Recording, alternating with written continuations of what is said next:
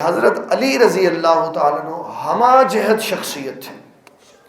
جب تلوار چلانے کی باری ہوتی تو جہاد میں لے جاتے، جب انتظام و انصرام میں ان کی بالغ النظری دکھانی ہوتی تو نائب بنا کے چھوڑ جاتے. تو ہر معاملے میں حضور صلی اللہ تعالیٰ علیہ وسلم نے حضرت علی رضی اللہ تعالیٰ عنہ کو اپنا فیضان عطا فرمایا. پھر فرمایا ایک روایت میں کہ آپ کے معاملے میں دو بندے ہلاک ہو جائیں.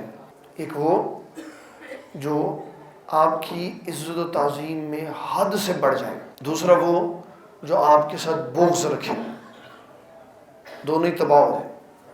وہی شان سنانی ہے جو ہے کہ عظمتوں کے تاج ہے، ولایت کے سرخیل ہے، داماد رسول ہے، حضور صلی اللہ تعالیٰ علیہ وسلم کے چچا کے بیٹے ہیں، لیکن خلافت میں حضرت علی رضی اللہ تعالیٰ عنہ کا چوتھا نمبر ہے.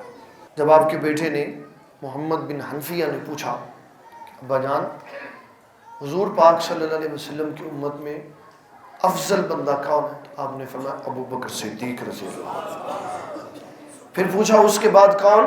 تو فرمایا عمر رضی اللہ تعالیٰ. تو محمد بن حنفیہ کہتے ہیں میں نے یہ خیال کیا اگر اب پوچھا نا اس کے بعد کون تو کہیں حضرت عثمان غنی کا نام نہ لے لیں. تو میں نے پوچھا آپ اپنے بارے میں بتائیں. تو فرمایا میں تو عام سا بندہ ہوں. صحابہ کی کیٹیگری میں ان چمکتے ہوئے ستاروں میں اعلیٰ ترین ستارے ہیں جن کو نبی صلی اللہ علیہ وسلم نے جنت کا سرٹیفکیٹ عطا فرمایا.